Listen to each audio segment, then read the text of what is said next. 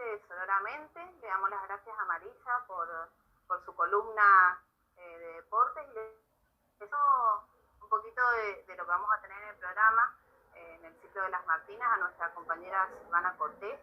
Ella nos va a traer en el marco del Día del Ambiente y el comienzo del diseño establecido por la ONU para la restauración de los ecosistemas, la vida de Berta Cáceres, una activista ambiental e indígena que fue asesinada en 2016. Disculpe.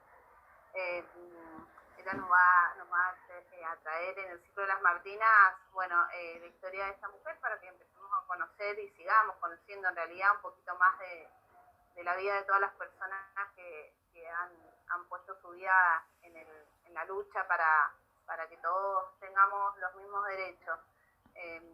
Respecto a Bueno, eso, perdón, sí, respecto a eso, charlar, comentarte, a ver, que lo charláramos un poco también para verlo con la audiencia, que las luchas ambientales también están como muy sujetas a las luchas feministas, porque de alguna manera son luchas que tienden a tratar de derribar modelos que son de opresión, modelos que son extractivistas, modelos que tienden a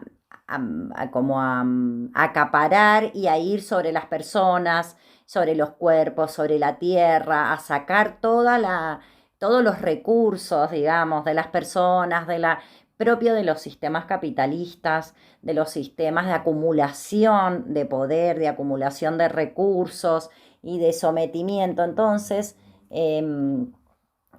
también el movimiento feminista como movimiento democratizante, como movimiento que lucha contra todo sistema de opresión, ha tomado la lucha por el ambiente, por la soberanía alimentaria, por el acceso a los recursos naturales, el gran desafío de que las mujeres también tengamos derecho a la administración, no solo al uso, al acceso a los recursos naturales como la tierra, el agua, en igualdad de oportunidades de los varones, sino también el poder manejar ese tipo de recursos que en general son manejados por los varones, por todo lo que representan económicamente ese tipo de recursos naturales. Así que también uniendo con esta mirada de género y con esta perspectiva, poniéndonos los lentes de género, este Día Internacional, como vos comentabas, del ambiente y un poco cómo surge en la agenda internacional, ¿no?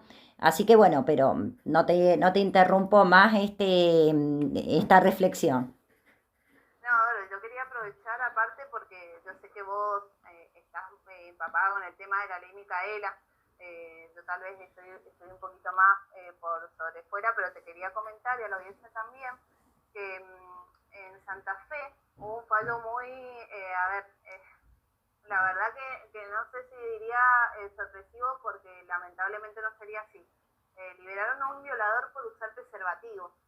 Un juez santafesino que se llama Rodolfo Mingarini dejó en libertad con medidas restrictivas a un violador considerado que para efectuar el acto utilizó preservativo, que por esa razón no es lógico que la mujer estuviera siendo sometida.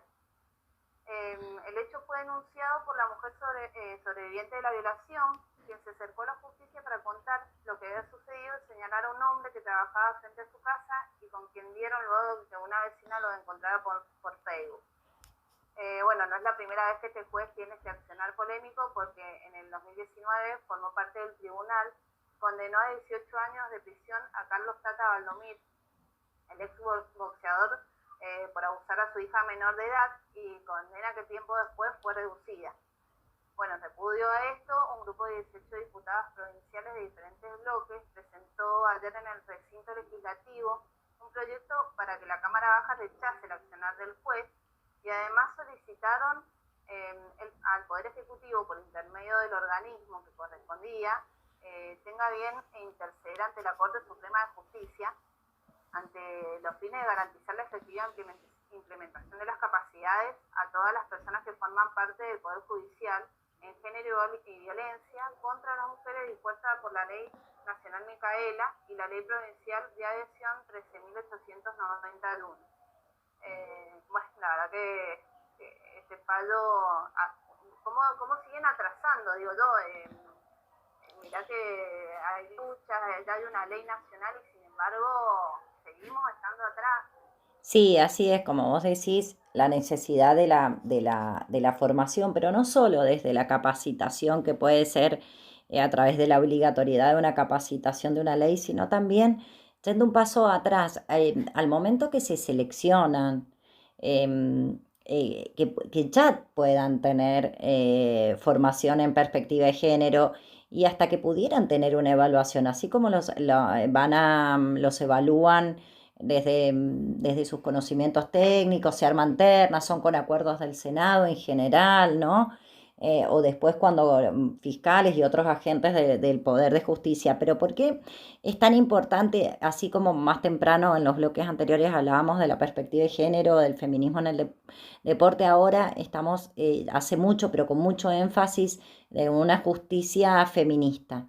Porque la justicia lo que tiene, después si querés más adelante vamos a hablar particularmente de la ley Micaela, que es lo que plantea, y de la ley 26.485 de protección integral para prevenir, sancionar y erradicar las violencias, que es un poco la base en la que después surge Micaela. Em, Porque la justicia tiene como una doble función. No solo dicta sentencia para un caso, dejando o no en libertad, dándole X cantidad de años, sino que con ese fallo eh, da un mensaje pedagógico a toda la sociedad de lo que está permitido, de lo que no está permitido, de lo que está bien y de lo que está mal. Entonces, este juez de alguna manera, más allá de los años que le pueda dar a este abusador, está transmitiéndole a los varones de nuestra sociedad que si utilizan preservativo en las violaciones son menos graves porque pareciera que hacen menos daño.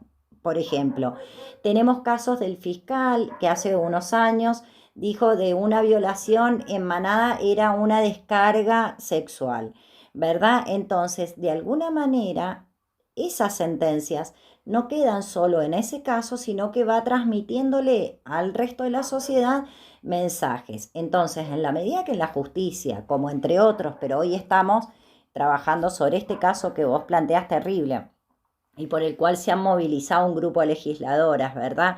En la justicia, agentes en todos los niveles, ¿verdad? Desde jueces de la corte, cámaras, fiscales, ayudantes de fiscales, quienes toman las denuncias, etcétera, que no tengan esta mirada en la perspectiva de género, vamos a encontrar que van a tender a culpabilizar a la víctima. Entonces, ¿qué hizo? ¿Dónde estaban los padres? ¿Y ella qué hizo? ¿Y qué hacía sola de noche? ¿Que lo provocó? ¿No lo provocó? Que sí. Todo este tipo de cosas que hace que la persona pase a ser la mala víctima, la que se merecía de alguna manera y se lo busca, ¿verdad? Por el otro lado, a naturalizar algunas prácticas ejercidas por los varones de tal manera que no parecieran tan grave. Entonces, si se usó preservativo y bueno, entonces en una de esas no es tan grave. Si era, no me acuerdo en qué caso, con la luz apagada y era menos grave, digamos, porque no lo veía. Digo, entonces van de alguna manera justificando, ¿por qué? Porque lo tienen naturalizado esas personas, esos varones en este caso, lo tienen ellos naturalizado, realmente no les resulta tan grave, por eso lo dicen. Van validando conductas. Pero porque lo De esa dicen manera, casi impunemente, porque como está incorporado como algo natural. Mira, recuerdo un legislador, ahora que estamos hablando de esto, recuerdo un legislador que no me acuerdo, que hubo una fiesta de la primavera acá en Mendoza hace varios años donde hubo fiestas en Potrerillos, no me acuerdo, pero que algo, y que un legislador dijo, ¿cómo una chica de 15 años no va a querer que la toquen si cómo andan vestidas? Digo, y esas personas legislan, ¿verdad? Y en manos de esas personas, las mujeres vamos a pretender que legislen protección para nosotras, sanción para los acosadores, etcétera, etcétera.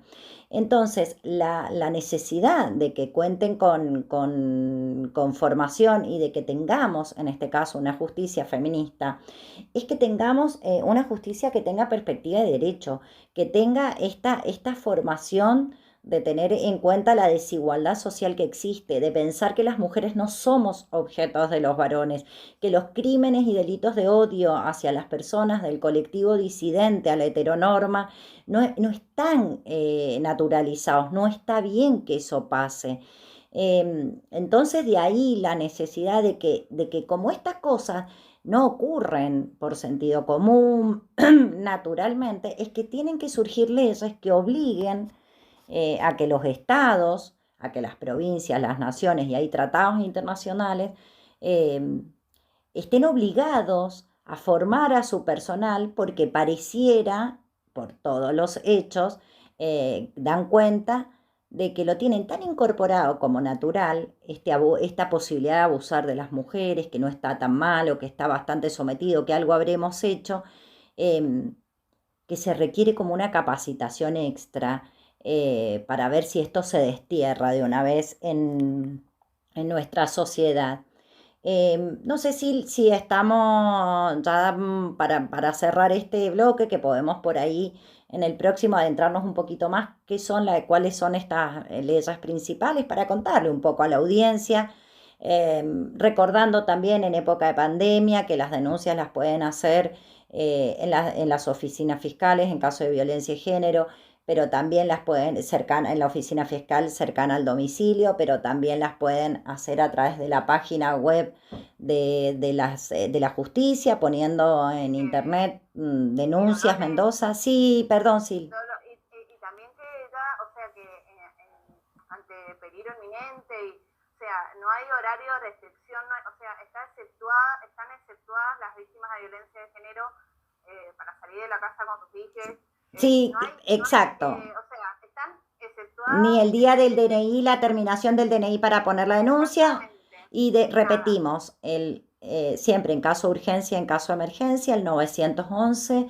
Y para asesorarte sobre qué área municipal hay cerca a tu domicilio, de acuerdo al departamento donde vivís, también el 144, que es el teléfono del Ministerio de las Mujeres, Género y Diversidad, es la línea gratuita, si no sabes cuál es el área o el teléfono del área. Y aprovecho para comentar también que está la app, que es la aplicación del colectivo Ni Una Menos, que se puede descargar gratuito en los teléfonos, y ahí te figuran los teléfonos de toda la provincia de Mendoza, de los organismos públicos judiciales, del Ejecutivo, áreas municipales, donde también podés acceder por asesoramiento. Bueno, con esto, Sil, ¿te parece que hacemos un pequeño cortecito de bloque, cortecito comercial, y nos encontramos en un rato?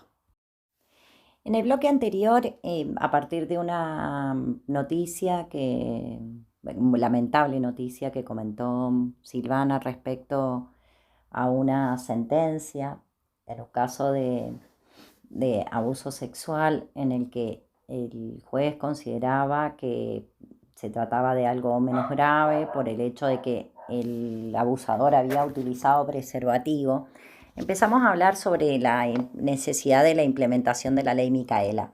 Pero un poco contarles qué es la ley Micaela y de dónde viene, cómo surge y para qué sirve. La ley Micaela, haciendo un poquito de historia, es promulgada en la Argentina el día 10 de enero del año 2019. Establece la capacitación obligatoria en género y en violencia de género para todas las personas que se desempeñan en la función pública, en los poderes ejecutivo, legislativo y judicial de la nación. Tiene este nombre, Ley Micaela, en conmemoración a Micaela García, una joven entrerriana de 21 años, militante del movimiento Evita, que fue víctima de femicidio en manos de Sebastián Wagner. Como recién les comentaba, la ley Micaela tiene el número de ley nacional 27.499 y a través del cual se proponen procesos de formación integral, transmitir herramientas, aprender, construir nuevos sentidos comunes que cuestionen la desigualdad, la discriminación, que transformen prácticas concretas que hacemos en cada cosa, cada trámite, cada intervención, cada futuro proyecto de ley y en cada una de las políticas públicas.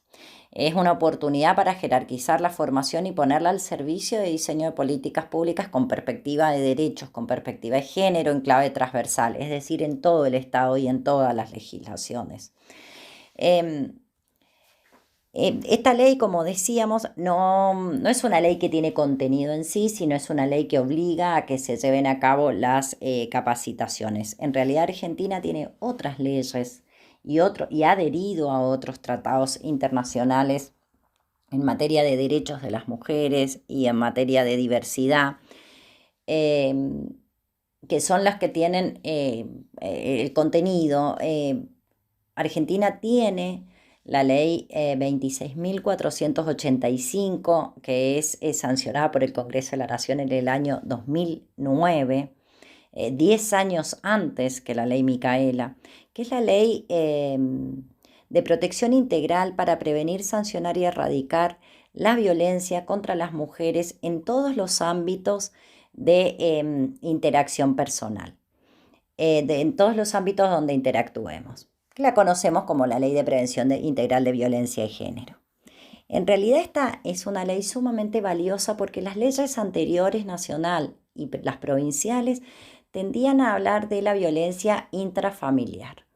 Esta ley empieza a dar visibilidad a un montón de violencias que ocurren y han ocurrido históricamente en distintos ámbitos, en el ámbito laboral, ámbito institucional, ámbito de la política, ámbito patrimonial, en el ámbito de los medios de comunicación, en el acceso a la salud sexual y reproductiva, en el ámbito hospitalario de servicios de salud que giran en torno a la maternidad y a los servicios, como es el caso de la violencia obstétrica.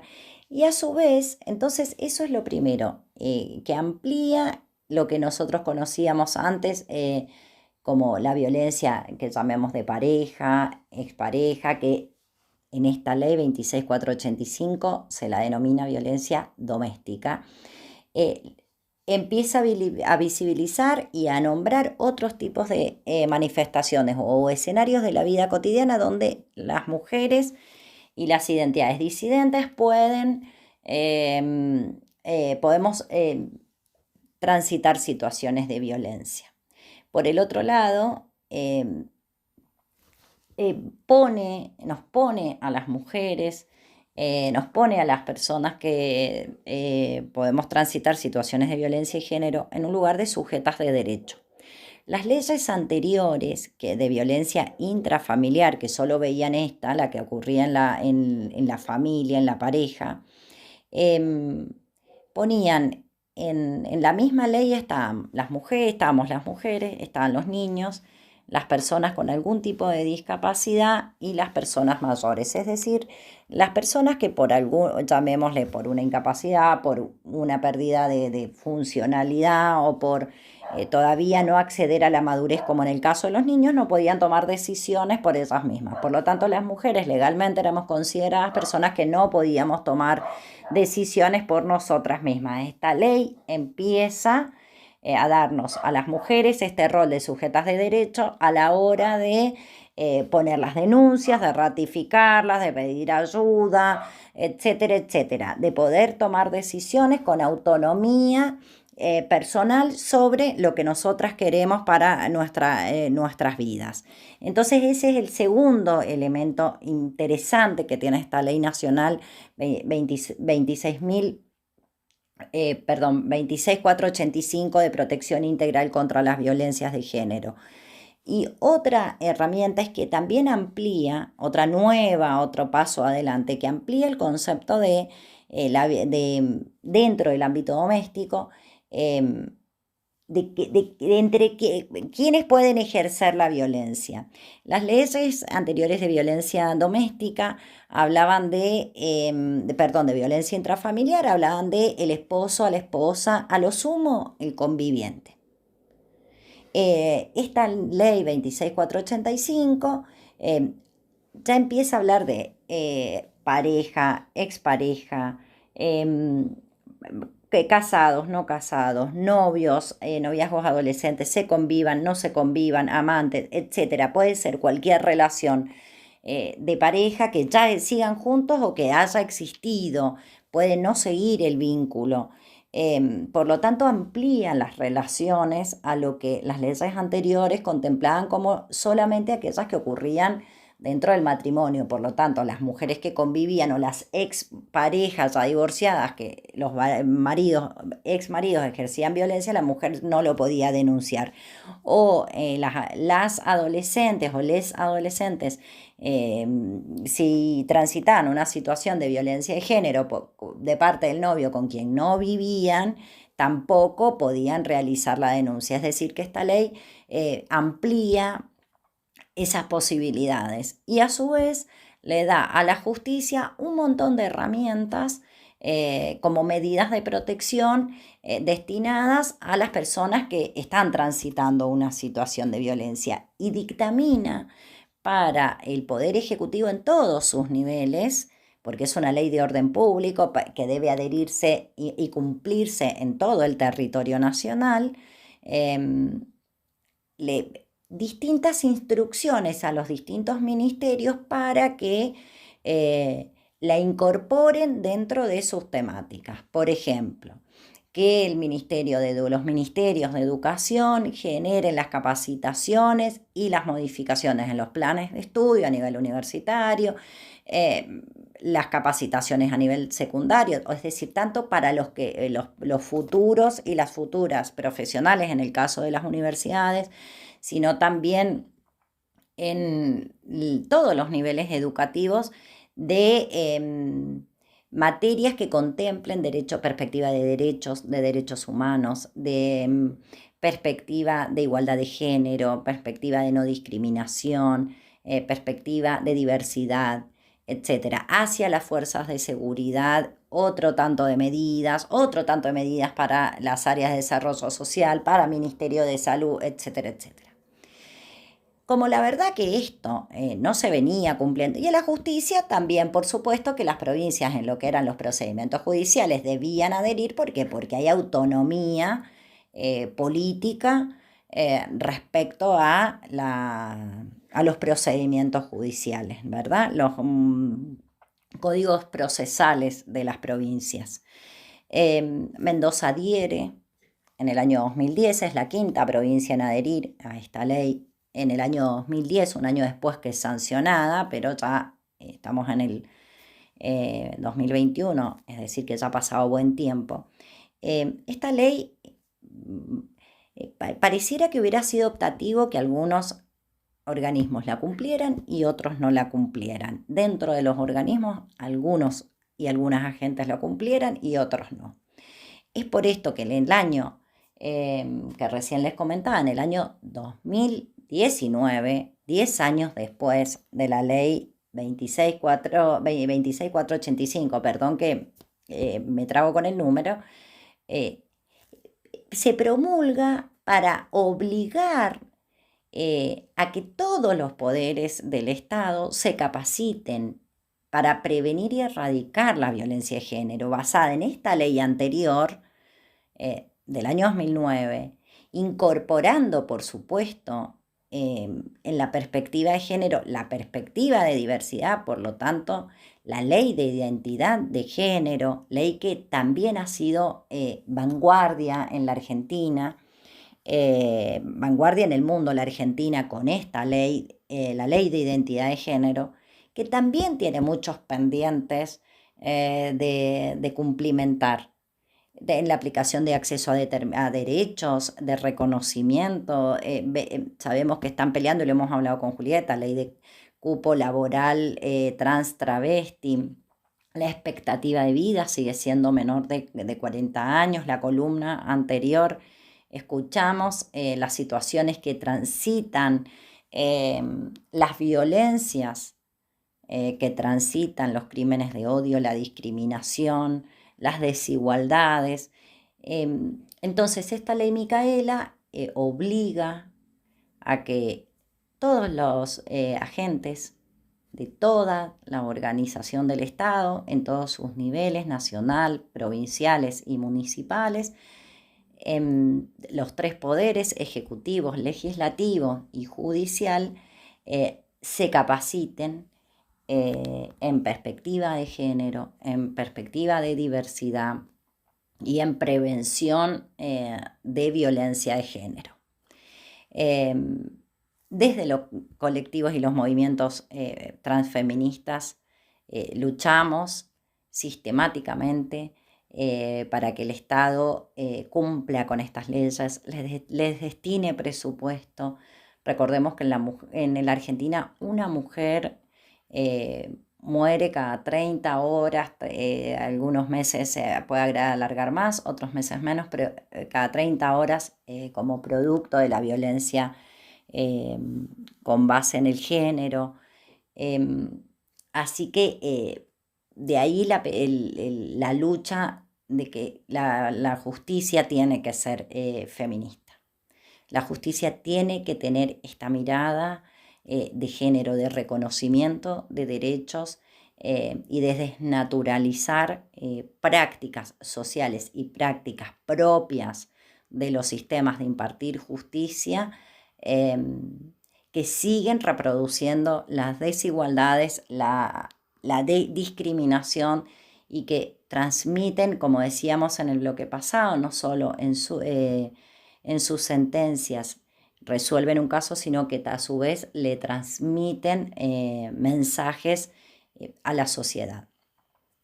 Bueno, damos por terminado este bloque, ya nos despedimos de este tercer bloque y en el próximo, como miércoles por medio, va a estar nuestra compañera Silvana Cortés con el ciclo Las Martinas.